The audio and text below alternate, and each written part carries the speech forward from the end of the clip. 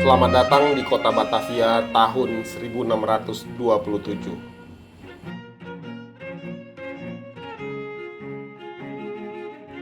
Seperti inilah gambaran visual cikal bakal kota megapolitan Jakarta di awal abad 17 yang digambarkan secara virtual reality oleh Rob Tittle, seorang seniman virtual dari CG Masterclass Channel. Perhatikan kota masa lampau ini, di mana Batavia dengan pelabuhan Sunda Kelapanya telah menjadi pelabuhan dagang internasional yang disinggahi berbagai kapal dari penjuru Nusantara dan berbagai belahan dunia. Hilir mudik kapal-kapal dagang menggambarkan betapa kota ini sudah berkembang dan sangat sibuk. Potensi besar kawasan ini sebagai alur perdagangan rempah-rempah membuat Belanda dengan Serikat Dagang Hindia Timurnya, VOC, menjadi sangat serakah. Dari awalnya mendapat izin dari Pangeran Jayawikarta untuk mendirikan pos dagang di timur muara Sungai Ciliwung yang mereka sebut sebagai Fort de Jakarta, kemudian menjadi serakah dan ingin menguasainya. Karena melihat potensinya yang besar, mereka mengekspansi, menyerang, dan membumi hanguskan Jayakarta, lalu mendirikan Kastil Batavia pada 420 tahun lalu.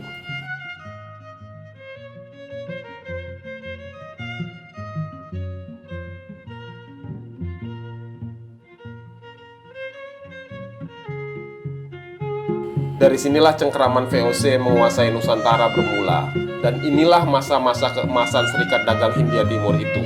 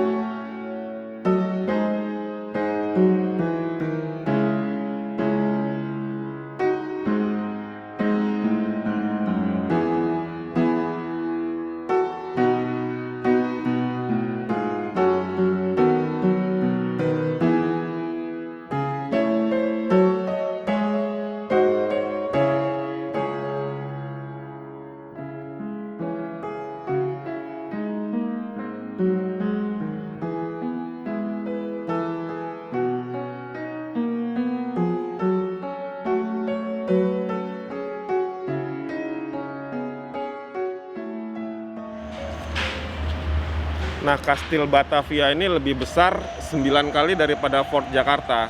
Oh ya, Fort Jakarta itu fort itu dalam bahasa Belanda artinya benteng. Nah, benteng ini untuk kebutuhan militer. Dulu penguasa Jayakarta memberi konsesi lahan dan oleh VOC dibangunlah Fort Jakarta. Nah, Fort Jakarta ini sebagai pengaman ini untuk menyimpan gudang-gudang logistik dan diberikan oleh penguasa Jayakarta waktu itu. Nah, tapi kemudian VOC dengan tamaknya malah membumi hanguskan Jayakarta, kemudian membangun benteng ini. Ini benteng pertama kalau bisa dibilang setelah Fort Jakarta itu.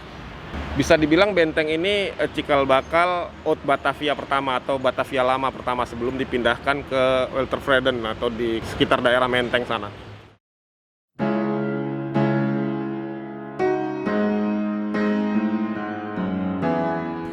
Saat ini benteng yang dibangun oleh Moerjangkung, begitu orang Batavia menjuluki Jan Pieter Koen, hanya menyisakan puing-puing dan sebuah gudang besar bekas penyimpanan logistik dan rempah-rempah VOC. Di sekeliling gudang ini banyak terlihat rongsokan mobil-mobil yang mangkrak begitu saja. Bunyai, seorang warga yang sudah tinggal sejak tahun 65 di kawasan ini, menyebut bahwa gudang Mayor Messi ini sempat dijadikan tempat penyimpanan peralatan bengkel milik Satuan Benglab TNI Angkatan Darat. Dari tahun 65 bapak saya udah ada di sini kan, itu tuh tentara situ. Oh, di Benglab BK. situ, iya Benglab situ.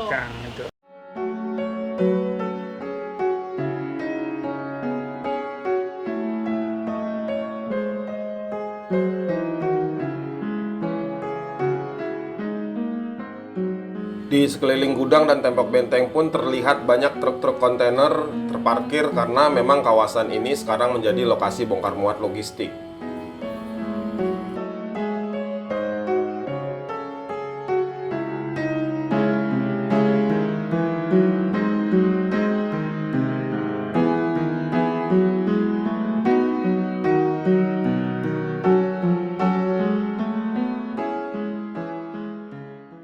Jadi ini benteng VOC ini masih banyak nggak dikunjungin sama orang-orang dari luar? Luar, Orang wisata. Belanda misalnya gitu, ada nggak yang datang ke sini? Masih lagi sebelum Semenjak lockdown corona ada. begini banyak. Dia orang rombongan, mahasiswa dari mana banyak keliling-keliling moto-moto ini cari sejarah zaman ini gitu. Ya pada nanya-nanya gini aja ya. Iya. Ya kayak kakak gitu aja nanya-nanya ibu gimana gitu. Ini panjangnya sampai mana, Bu? Kalau dulu ini keliling sampai ke jalan tongkol jalan raya Oh, itu depan. masih ya. Ini gedung ini sampai jalan tol, cuman kan ada Ya, pembongkaran karena jalan tol. ya, Nah separuh. Itu tahun berapa, Bu? tahun 95. Pembangunan jalan tol, Iya. Iya, benteng juga dibongkar. Ya, benteng kena bongkar. bongkar separuh. Nah Separuh. terus lambat laun ambruk dengan Ambruk sendirinya. sendirinya. Iya. Oh, sayang banget ya. Iya rapuh. Nah itu bulan kemarin tuh Prasana, makanya ini pintu ini ditutup. Oh, itu ambruk di situ. Iya. Iya, ambruk. jadi nggak boleh akses warga karena khawatir aja. Jadi waktu Ibu pertama di sini gudangnya masih ada berapa? Wah, Masih aktif, Masih aktif Oh, iya. gudangnya? masih. perubahan begitu pembangunan jalan tol Iya, aja. pembuatan. Oh, berarti tahun 95 ke sini udah nggak kepake. udah nggak Iya. kepake. Oh, iya. dulunya itu gudang dipakai sama Bekang ya? Iya. Angkatan Darat ya? Iya. Betul.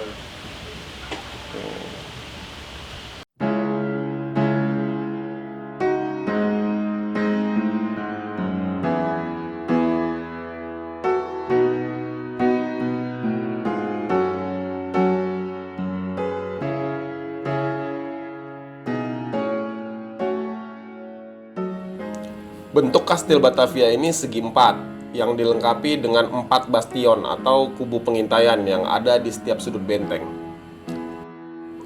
Kubu pengintaian ini diberi nama Parel, Sapir, Rubin, dan Diamond.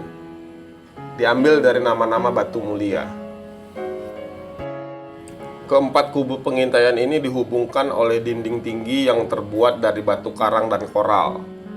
Di setiap bastion ditempatkan meriam dan pasukan untuk menjaga kediaman para pejabat tinggi VOC berikut barang-barang berharga mereka.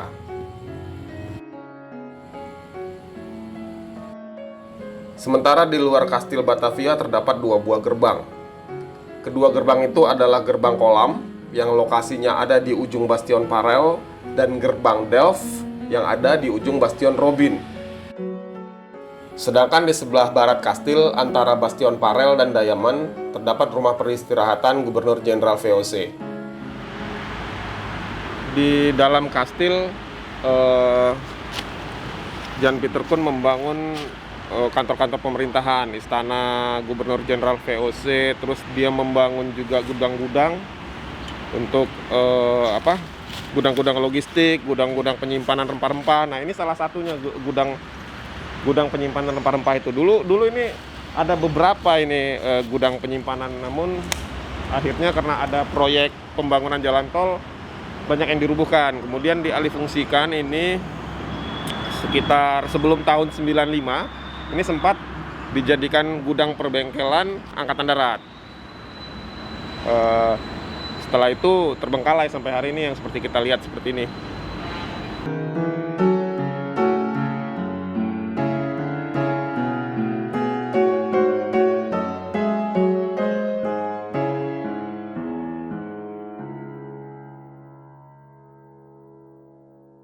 Ini muara anak Kali Ciliwung ya, Bu? ya? Iya, anak kali Ciliwung.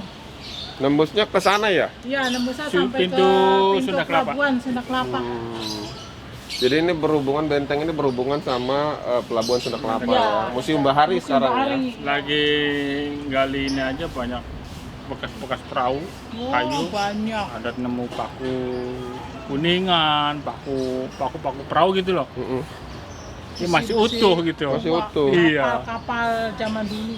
Ini cerita zaman dulu bapak saya, ini dok kapal. Jadi kapal yang rusak-rusak dari Pelabuhan Runu Sunda Kelapa dimasuknya ke daerah sini.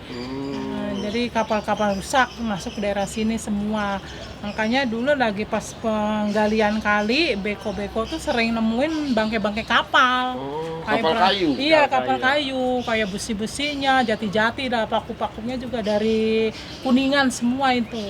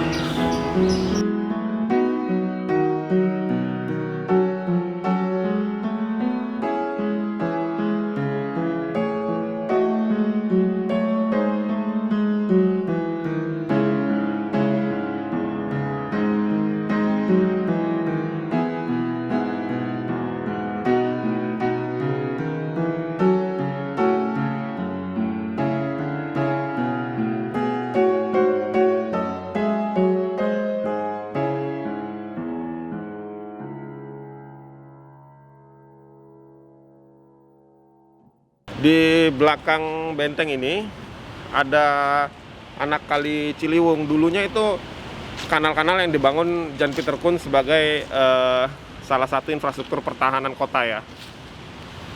Nah, Jan Pieter Koen ini ada yang menarik nih. Awalnya Jan Pieter Koen menolak nama Batavia untuk kawasan ini. Dia ingin dinamakan Nieuw-Hoorn seperti nama kampung kelahirannya di Belanda sana. Tapi karena petinggi-petinggi VOC ingin namanya tetap Batavia, akhirnya Jan Pieter Koen mengikuti. Diberilah nama Batavia. Batavia itu sendiri berasal dari nama suatu suku di Eropa, keturunan Belanda dan Jerman.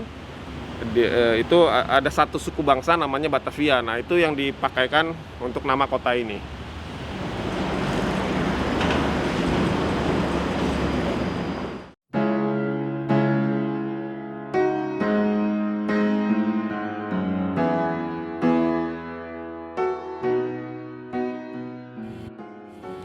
Sebenarnya Jan Pieter Koen berkeras untuk tidak memakai nama Batavia, tapi akhirnya dia mengalah. Jan Pieter Koen memang orang yang keras. Dia pernah menghukum anak angkatnya yang ketahuan berbuat mesum dengan seorang prajurit rendahan. Sang prajurit dihukum pancung di alun-alun kota dan si anak dipaksa menonton eksekusi matinya. Gubernur Jenderal VOC 1 ini memang terkenal sadis, bengis, dan kejam. Sebelum meratakan Jayakarta, dia telah membumi hanguskan Pulau Banda. Untuk menguasai pala dan rempah di Banda Neira, dia membunuh penduduk lokal di Pulau Banda itu. Sebanyak 14.000 penduduk Pulau Banda dibantai oleh Jan Pieter Koen, hingga tersisa hanya ratusan orang saja.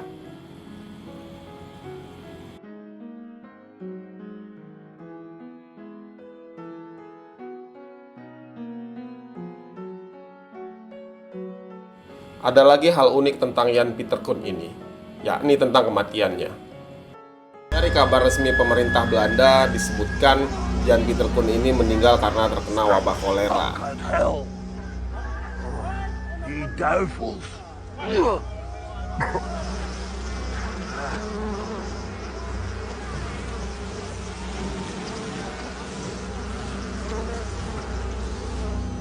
Dan dia dimakamkan di gereja lama di Kota Tua yang kini menjadi museum wayang.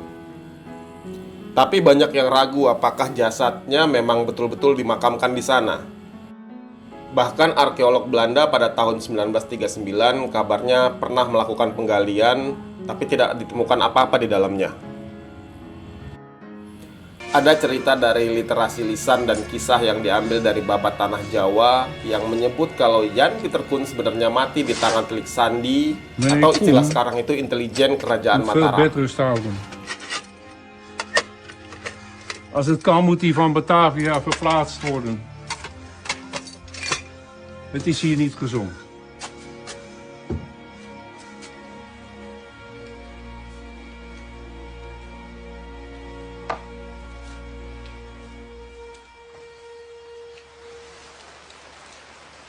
Ini dari rakyat Banda. Untuk dia.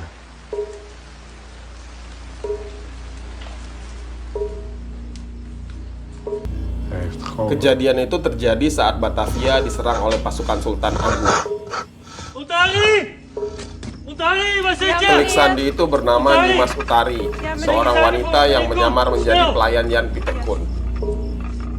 Selain sebagai prajurit Telik Sandi kerajaan, Nyimas Utari juga putri petinggi Mataram. Yan Piterkun dikatakan mati dipenggal oleh Nyimas Utari. Kemudian kepalanya dibawa ke Imogiri dan ditanam di salah satu anak tangga menuju makam raja-raja Mataram itu.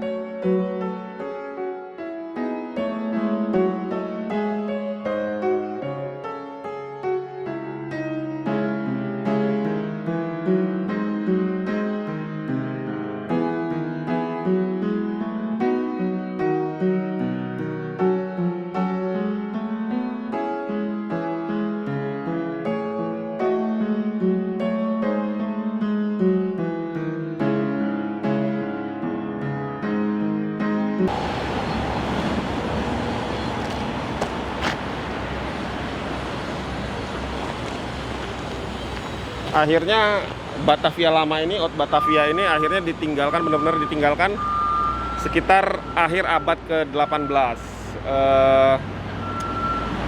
Wabah kolera menggila, banyak warga yang mati. Akhirnya oleh Gubernur Jenderal Hindia Belanda, Daendels, kota ini dihancurkan, kemudian dipindahkan. Nah, nama Batavia ini sejak awal Jan Pieterkoen sampai pendudukan Jepang tahun 1942 masih dipakai. Nah, kemudian tahun 1942 ketika Jepang masuk, Jepang memberi nama Jakarta untuk kota ini. Dan inilah sekarang Jakarta yang kita lihat.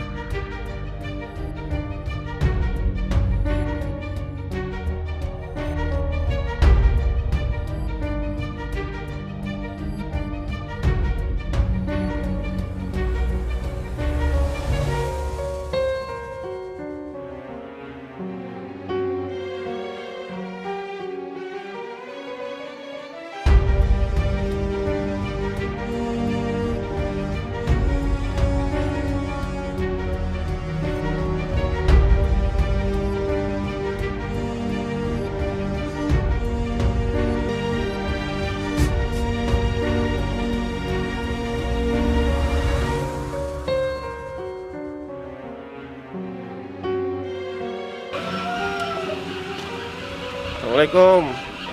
Siang Pak Ucu. Apa kabar Pak Ucu, sehat ya? Pak Ucu, ini kita mau berkunjung ke situs mausoleumnya Van Motman ya. Jadi Pak Ucu di sini sebagai perawat ya, juru kunci ya. Juru pelihara. Juru pelihara. Oke. Boleh kita sambil ngobrol-ngobrol Pak Ucu? Boleh.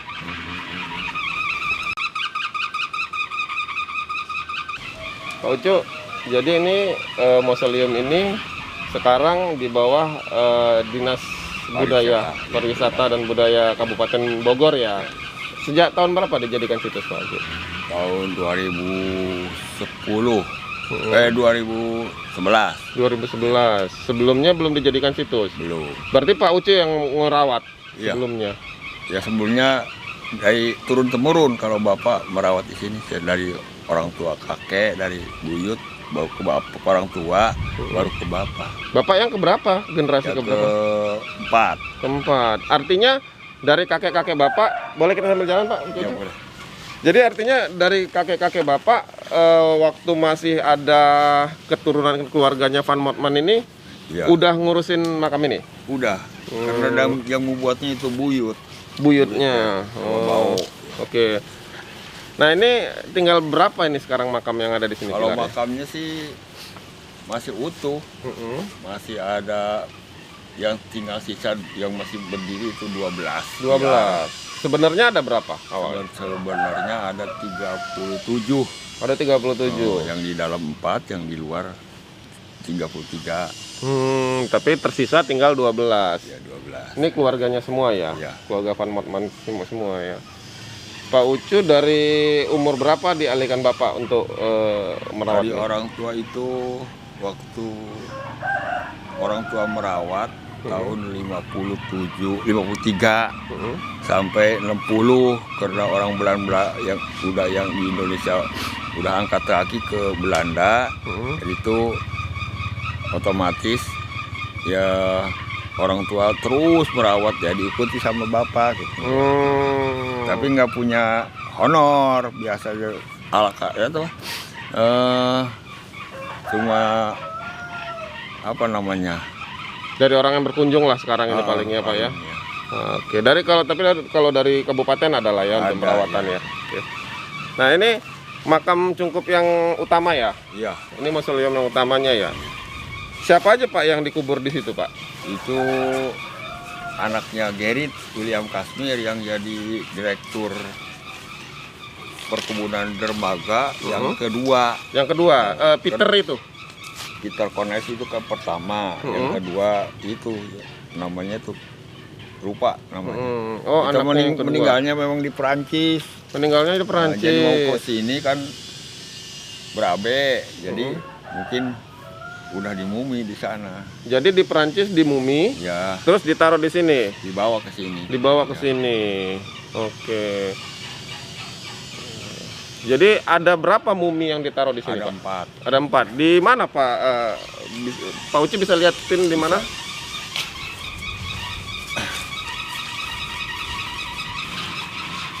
Tapi ini jadi berarti Pak Uci yang merawat ya, yang tanam-tanam Iya. ininya, tanaman ya.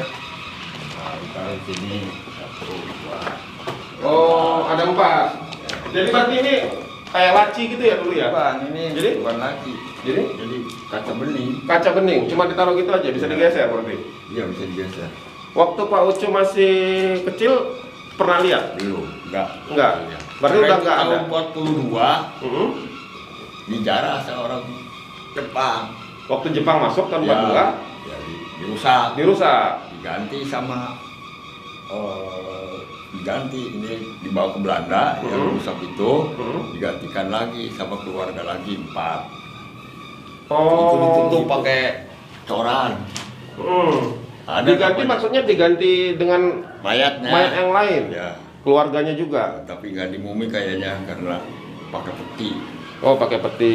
Berarti ada 2 tingkat ya di sini sama di sini ya. Ya, ada 4. Oke, ada 4. Ini dulunya marmer ya katanya ya. Apanya? Lantainya. Ya, lantainya marmer. Lantainya marmer. Tapi sejak tahun 42 dirusak sama Jepang. Bukan, kalau ini. Ini Ini gimana? udah tahun setelah orang tua nggak ada ini. Siapa yang rusak? Ya biasa orang mungkin yang gila harta. Oh, Jadi jadi oh dia ya, apa? saya dengar kabarnya juga begitu ya. banyak yang karena menjarah gitu ya. disangka ada harta karun gitu. Oh gitu. Bersama ini yang dirusak ini. Dirusak semua. Itu tahun 74 itu. Tahun 74. Sih.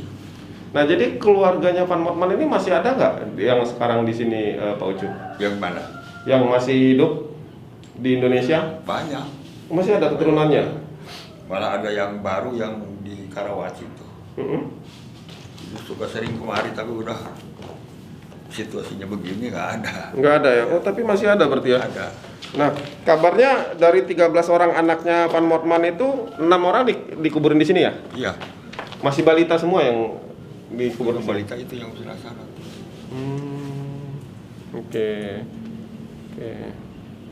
Nah, apalagi yang menarik ini Pak Ucu selama Pak Ucu merawat situs ini, Pak? Oke, yang dilihat kayak, tapi Bapak sih belum pernah melihat. Misalnya ada sinyo Belanda, ada menir Belanda yang suka keluyuran berjalan. Oh gitu. Oh, ada cerita mistisnya juga Iya, banyak. di sini. Ya. Banyak yang cerita mistis begitu. Tapi Kalau Bapak sendiri belum keluarga ya? Bapak belum pernah. Cuma orang-orang sekitar mungkin ya. Ada Dulu sih. ya waktu orang tua masih ada, masih merawat ini kan ini dikunci pakai pintu gerbang Oh, ini masih pakai gerbang ya? besi. Ini dirusak Jadi sayang banget ya. orang tua itu sakit, jadi kan kalau ibu kalau nggak ditemani kan nggak mau dia masuk ke sini. Jadi Buat ngerawat, buat buat bersihin ya. ngerawat, 2 minggu kalau nggak salah nggak disapu di sini dalam. Jadi itu aneh. Kan biasanya jangankan 2 minggu, 1 minggu aja udah banyak itu di sini. Banyak sampah. Jadi karena ini udah bolong-bolong, banyak kelelawar, jadi Banyak kotorannya kali ya. banyak kotoran kelelawar. Tapi kali itu waktu itu nggak ada, karena ini masih marmer bawahnya. Jadi ada ikatan ilalang tuh di sana di ujung, diikat. Kayaknya bekas nyapu, tapi kunci ini ada di rumah. Siapa yang nyapu nggak tahu. Ya nggak tahu.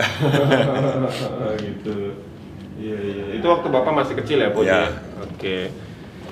Oh, tapi keluarganya berarti masih ada yang di Indonesia. Oh, nggak semuanya. Cuma aset-aset hartanya udah nggak terawat lagi, nggak terurus lagi ya, Pak ya? Asetnya kan perkebunan tadinya. Diambil sama Udah Republik diambil ya akhirnya alih ya? sama pemerintah Indonesia. Iya, diambil alih sama Republik akhirnya gitu. Jadi kalau saat seperti sekarang ini masih ada nggak yang sering berkunjung ke sini, Pak Ucu? Orang keluarga. Keluarga ataupun pengunjung-pengunjung yang pengen tahu Pengunjung sejarah? banyak, kalau keluarga suka ada gitu. Di tahun 2009 itu pertama yang berkunjung ketua parlemen Belandanya kemari. Oh gitu, Ya, pernah. Jadi ingin diperbaiki kuburan ini. Dirapikan lagi ya.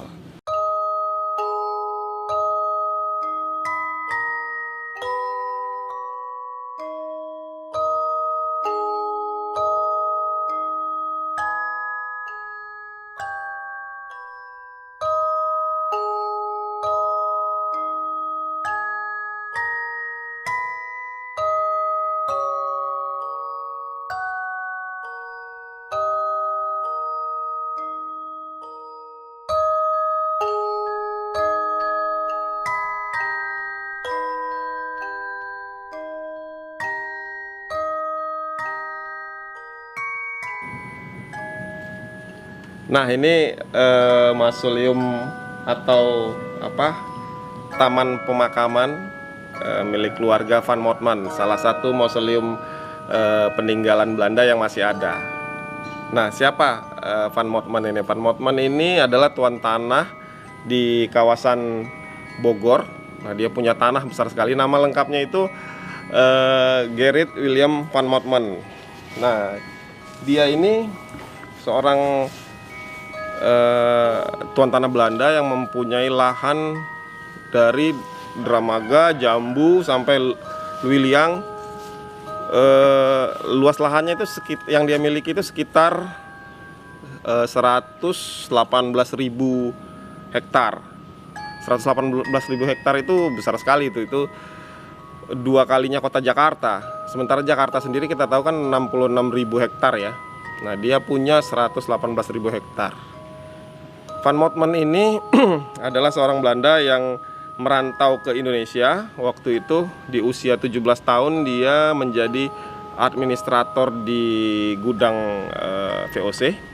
Kemudian VOC bangkrut pada 1799. Nah, entah bagaimana ceritanya dia menjadi tuan tanah lah pada zaman Belanda setelah VOC bangkrut itu. Van Motman mengelola perkebunan teh dan perkebunan karet ya di sini. Akhirnya dia tinggal di sini selama 5 generasi. Di generasi kelima ini mereka pergi dari Bogor, meninggalkan semua harta kekayaannya, perkebunannya disita oleh negara. Kemudian juga anak-anaknya, keluarganya juga pindah dari Indonesia. Itu sekitar tahun 1958 kabarnya. Nah, yang dikubur di sini dulunya luasan mausoleum ini 3.600 meter persegi. Sekarang hanya tinggal ya sekitar 600 meteran lah di sini. Ada sekitar 12 cungkup makam yang masih ada pilar-pilarnya, ini ada sekitar 12 makam. Nah, Van Motman punya anak itu 13 orang. 6 orang meninggal di usia balita ya, dan semuanya dimakamkan di sini. Kemudian juga di cungkup ini tadi ada tempat pengawetan jenazah. Jadi ada 4 jenazah yang diawetkan dan ditaruh di situ sebelum Jepang menjajah, masih ditaruh di sana. Kemudian setelah Jepang masuk ke Indonesia, dirusak makam ini, dan muminya nggak tahu entah kemana akhirnya muminya itu. Kemudian sekitar tahun 70-an ini kan makam sangat mewah ya, sangat bagus ya, sangat mewah. Jadi lantainya marmer, terus gaya desain interiornya itu di dalamnya itu Art Nouveau ya, dan terus ininya juga arsitekturnya kabarnya sih terinspirasi dari gereja katedral Santo Petrus yang di Roma sana. Nah, itu dicongkel sama penjara-penjara pada tahun sekitar 70. Diambil marmernya, terus dirusaklah makamnya. Disangka mungkin ada barang-barang berharga yang mau diambil. Itu sekitar tahun 70-an itu.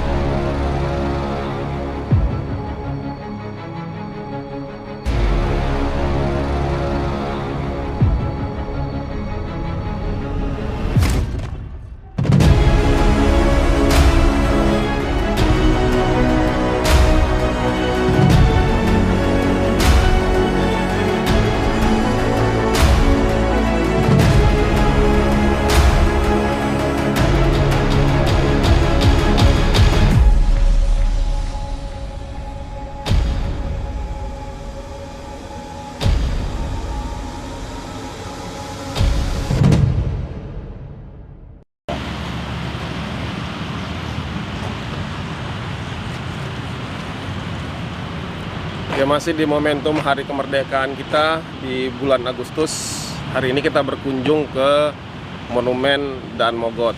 Nah, di sini di mana peristiwa Lengkong atau pertempuran Palagan Lengkong terjadi. Waktu itu Mayor Dan Mogot yang masih berusia sangat belia ya, sangat muda ya, 17 tahun. membawa taruna-taruna Akademi Militer Tangerang untuk melucuti tentara Jepang.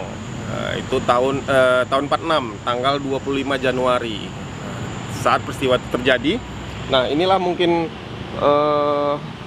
replika tangsi-tangsi militer Jepang waktu itu ya. Nah, kira-kira seperti ini mungkin tangsi militer Jepang yang waktu itu Mayor dan Mogot berunding ke sini ingin melucuti senjata mereka. Namun tiba-tiba terjadi chaos. Nah, ceritanya waktu itu di tanggal 25 Januari itu Letkol Singgi, Komandan Resimen 4 TRI mendapat informasi bahwa pasukan sekutu telah berada di Parung dan nggak jauh lagi nyampe ke sini dan melucuti tentara Jepang di sini. Kemudian waktu itu tentara Jepang ini dipimpin oleh Kapten Abe. Nah, sebagai strategi nih, Mayor dan Mogot datang ke sini membawa 8 orang tentara India. Jadi biar tentara sekutu ini tentara Jepang ini menganggap bahwa tentara Indonesia sudah berkolaborasi nih dengan tentara Gurkha, dengan tentara sekutu. Jadi memang sah lah untuk pelucutan senjatanya. Nah, ketika mungkin kita lihat ke dalam ya. Kalian lihat ke dalam. Nah, ketika berunding di sini, ketika Mayor dan Mogot berunding, tiba-tiba terjadi letusan, nggak tahu letusan senjata dari mana. Nah, pasukan Jepang tiba-tiba langsung menyerang, disangka pasukan Indonesia menembaki mereka.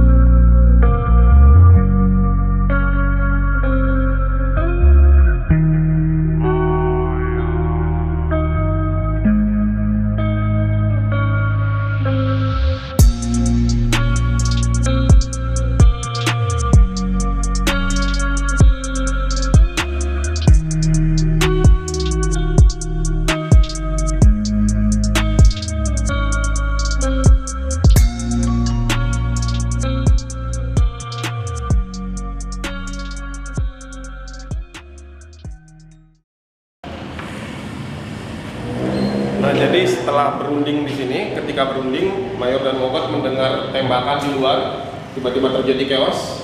Kemudian beliau lari keluar, teriak ke pasukannya. Jadi ini dari kesaksian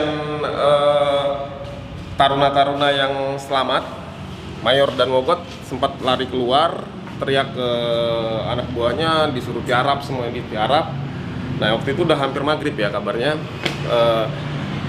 Sang Mayor dan anak-anak buahnya berlari ke arah perkebunan karet. Dulunya ini memang perkebunan karet ini, di sekitar tangsi militer Jepang ini perkebunan karet. Nah, waktu itu hampir maghrib, Mayor dan Mogot menemukan tempat berlindung dengan beberapa orang kadet. Tentara Jepang tetap menyisir perkebunan karet itu. Kemudian akhirnya ketahuan tempat benteng terakhir mereka ini ketahuan. Para kadetnya sempat melarikan diri. Mayor dan Mogot waktu itu kondisinya kakinya sudah tertembak, kaki kanannya sudah tertembak. Tiba-tiba terdengar letusan senjata dari pistol laras pendek yang kata taruna yang selamat ini itu kemungkinan besar pistolnya Mayor dan Mogot. Setelah itu terdengar bunyi pukul-pukulan. Sepertinya ini pertarungan 1 lawan 1 antara Mayor dan Mogot dan tentara Jepang itu. Dan terakhir akhirnya terdengar suara mengaduh dari Mayor dan Mogot. Mungkin itu akhir dari kepahlawanan beliau yang akhirnya gugur ditusuk bayonet Jepang. Tapi ada beberapa versi juga yang menyebutkan kalau Mayor dan Mogot diberondong sama senjata mesinnya Jepang. Kita belum tahu sebenarnya yang mana ini. Ada beberapa versi yang menceritakan tentang kepahlawanan Mayor dan Mogot ini.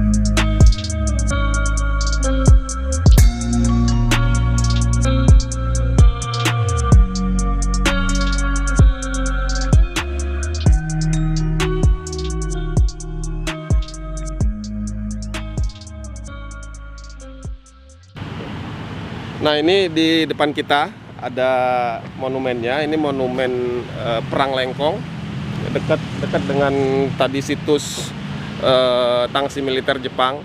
Nah, monumen ini didirikan pada tahun 83 oleh para alumni Akademi Militer Tangerang. Di monumen ini tercatat nama-nama para perwira dan taruna Akademi Militer Tangerang yang gugur saat pertempuran Lengkong itu. Nah, di sini tercatat nama-nama para perwira dan para taruna-taruna Akademi Militer Tangerang yang gugur di Perang Lengkong. Kita lihat di sini ada 3 orang perwira TRI, Tentara Republik Indonesia. Yang pertama adalah Mayor Daan Mogot. Waktu itu beliau menjabat sebagai Direktur Akademi Militer Tangerang. Yang menarik dari Mayor Daan Mogot ini, beliau masih muda, di usianya 17 tahun. 17 tahun pangkatnya udah mayor. Nah, kenapa bisa di usia muda pangkatnya sudah mayor dan menjadi Direktur Akademi Militer Tangerang? Karena beliau ini termasuk anak yang jenius. Di usia 14 tahun dia udah masuk ke Seinen Dojo. Nah, itu adalah sekolah pelatih militer. Jadi sekolah ini untuk para pelatih tentara peta. Nah, Mayor Daan Mogot ini masuk di usia 14 tahun. Padahal ketika itu harusnya yang boleh masuk ke situ minimal umurnya 18 tahun. Mayor Daan Mogot ini termasuk angkatan pertama di Seinen Dojo. Nah, teman-teman beliau itu ada Kemal Idris yang nantinya jadi Pangkostrat, kemudian ada Zulkifli Lubis. Zulkifli Lubis ini Bapak Intelijen Indonesia, pendiri Badan Intelijen Indonesia pertama ya. Kemudian Mayor Daan Mogot ini juga punya sepupu namanya Alek Kawilarang, Komandan pertama Kopassus. Nah, yang kedua ada Letnan 1 Subianto Joyo Hadikusumo. Beliau adalah polisi tentara Resimen 4. Nah, Letnan Subianto ini pamannya Menteri Pertahanan kita, Prabowo Subianto. Beliau ini adik dari ayahnya Pak Prabowo, Sumitro Joyo Hadikusumo. Nah, selain beliau juga ada Suyono Joyo Hadikusumo. Ini juga adik dari Letnan Subianto. Ini taruna Akademi Militer Tangerang. Kemudian juga ada anak dari Menteri Luar Negeri kita, Bapak Haji Agus Salim. Ini namanya Syowet Salim. Beliau ini kalau kita tahu mungkin sejarahnya, waktu itu Haji Agus Salim saat berdiplomasi ke Mesir sering memakai jaket militer. Itu jaket anaknya yang waktu gugur di sini. Nah, satu lagi mungkin kita tahu di seluruh Indonesia pasti ada Taman Makam Pahlawan. Tapi cuma satu-satunya di Indonesia yang ada Taman Makam Pahlawan Taruna. Nah, itu adanya di Kota Tangerang ini.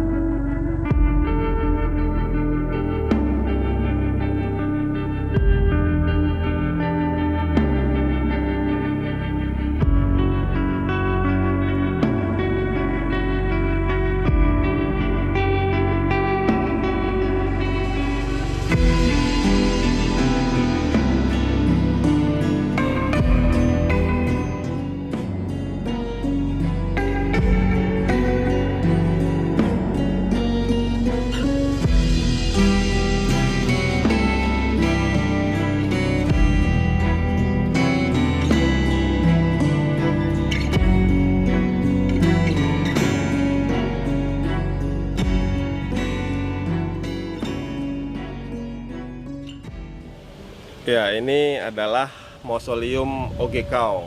Mausoleum itu adalah monumen pemakaman untuk menghargai dan menghormati orang-orang penting ya. Nah, Mausoleum Ogekau ini terletak di TPU Petamburan, Jakarta Pusat. Mausoleum ini bisa dibilang mausoleum termewah dan termahal pada zamannya ya. Mungkin bisa dibilang sampai hari ini untuk mausoleum warga sipil. Jangan kita bandingkan dengan mausoleum misalnya seperti Taj Mahal atau mausoleumnya Mustafa Kemal Atatürk atau bahkan mausoleumnya Kim Il Sung ya, kita tidak bisa bandingkan. Tapi untuk warga sipil ini adalah mausoleum paling mewah dan paling mahal yang pernah ada. Bahkan kabarnya mausoleum ini mengalahkan biaya pembangunan mausoleum Rockefeller, miliarder dari Amerika Serikat itu. Nah, dikabarkan pembangunan mausoleum ini pada waktu itu sekitar 500.000 gulden atau setara dengan 250.000 dolar ya, US dollar. Nah, kalau kita hitung dengan inflasi sekarang 250.000 dolar itu kita kalikan 4 itu bisa sekitar 1 juta dolar untuk saat ini atau sekitar 15 miliar rupiah.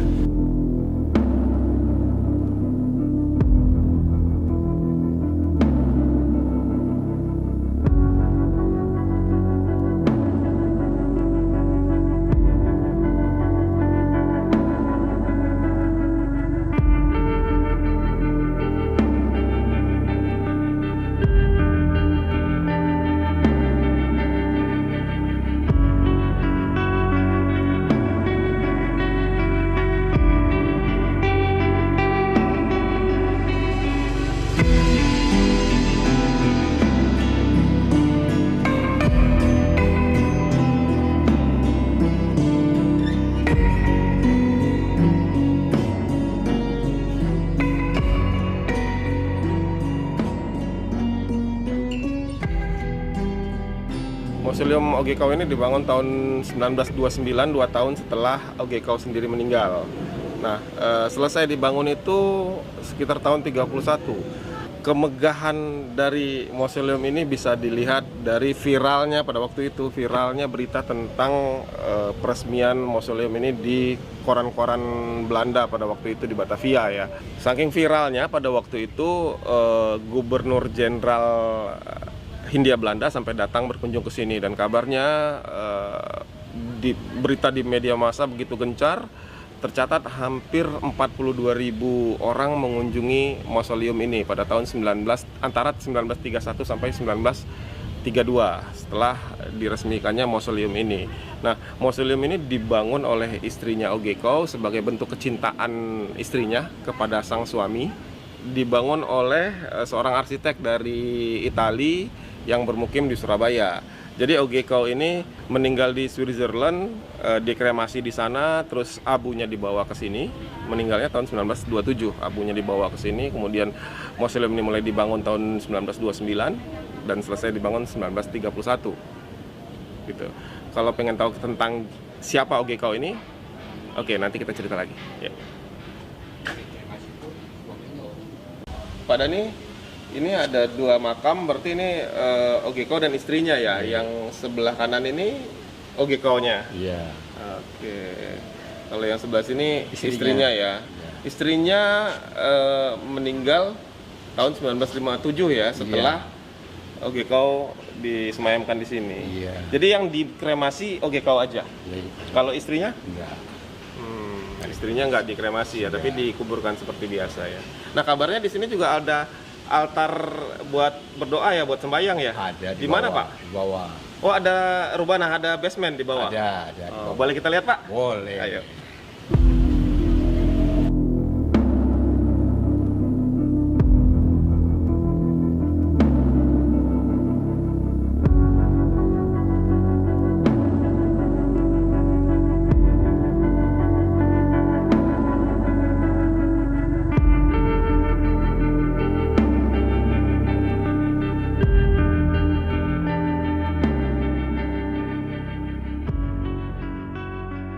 Kita kemana nih Pak Dani? Oke. Oke. Ini kalau yang bisa dibilang ini terhubung dari atas ya. Iya, iya, iya. Oh, ini Pak Ogeko-nya. Ya. Nah, ini istrinya nih. Dan ini istrinya. Oke, Nyonya Yang Ko. pernah ada datang ke sini, mau sembahyang masih ini dia. Oh, ini altar buat sembahyang ya. Iya. Oke, jadi para peziarah datang ke sini ingin berdoa, disediakan altar ini ya. Iya. Cuma yang cukup menarik ini, teman-teman ya, cukup menarik di sini nih di apa ini reliefnya ini Ogeko itu memakai baju khas orang-orang Eropa seperti pakai jas dan dasi, dan istrinya juga seperti itu. Istrinya juga memakai gaun-gaun seperti gaun orang Eropa. Jadi bukan memakai baju khas Tionghoa ya, tapi memakai gaun khas orang Eropa. Mungkin karena mereka lama tinggal di Eropa sepertinya ini. Oke. Oh, jadi ini masih sering dikunjungi orang ya, Pak? Masih juga kalau tapi kalau cengbeng ya tanggal 5. Cengbeng. Ya. Tapi mungkin mahasiswa-mahasiswa untuk studi adalah ya yang datang ke sini ya. Ada. Pernah waktu itu datang. Oke.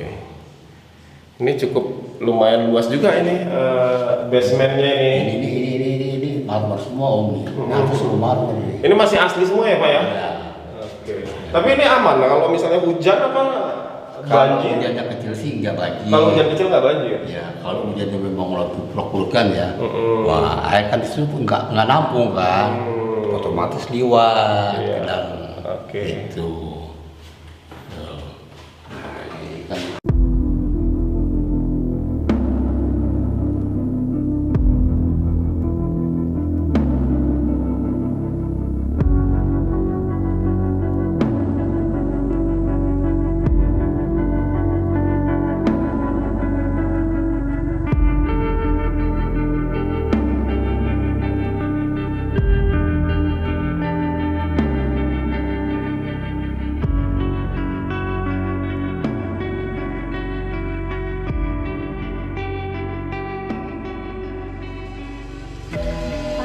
Dia tuh keturunan Belanda, terus ada Jepangnya juga.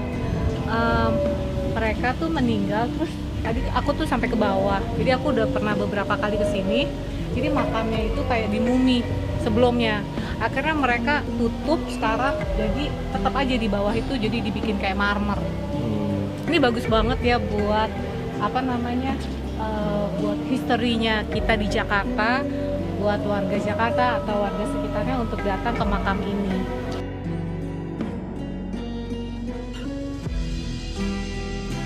Yes, ini kalau nggak salah number 1 ya di Asia Tenggara makam terbesar. Dan aku bangga banget gitu, ternyata ada di Petamburan gitu. Kemudian nggak cuma makam ini ya, sebelah sana, di sana juga ada makam Yahudi, terus Abu Jepang gitu, yang di Petamburan itu lengkap banget makamnya. Di sini ada satu makam yang punya nilai history terbesar. Kalau nggak salah seperti ceritanya Taj Mahal ya, tapi ini versinya Indonesia. Yuk silakan berkunjung, datang ke TPU Petamburan.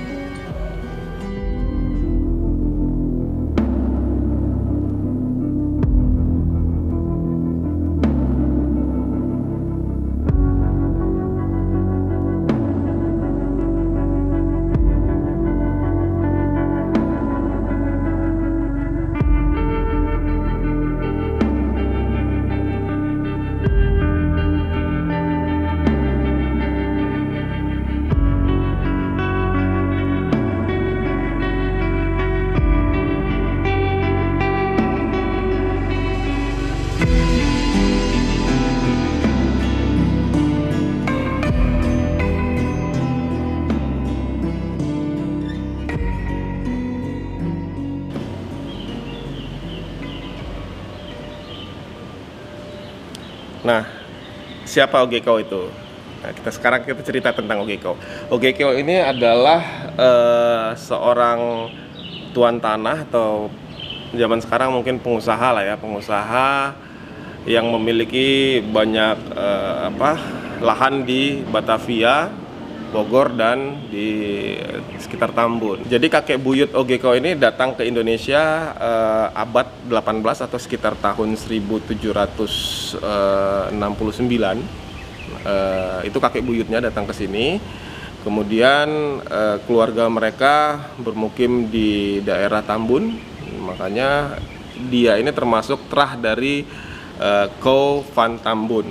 Nah, keluarga mereka itu sebagian besar adalah opsir-opsir tituler dari pemerintah kolonial Belanda. Jadi jadi Belanda pada waktu itu memberikan pangkat-pangkat tituler kepada para saudagar Tionghoa, mulai dari mayor, kapiten, letnan.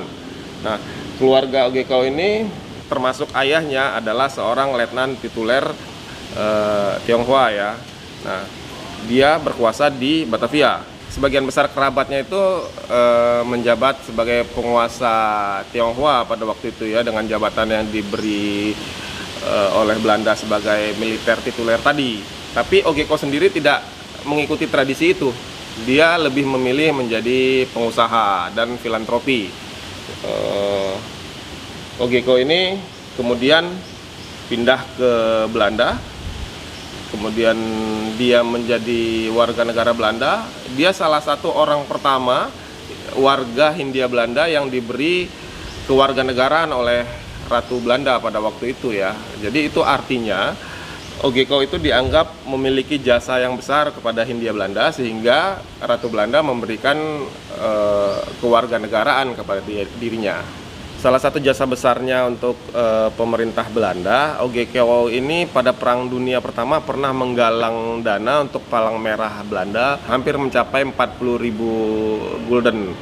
Nah, selain itu Ogeko juga pernah mendirikan sekolah Tionghoa untuk anak-anak Tionghoa.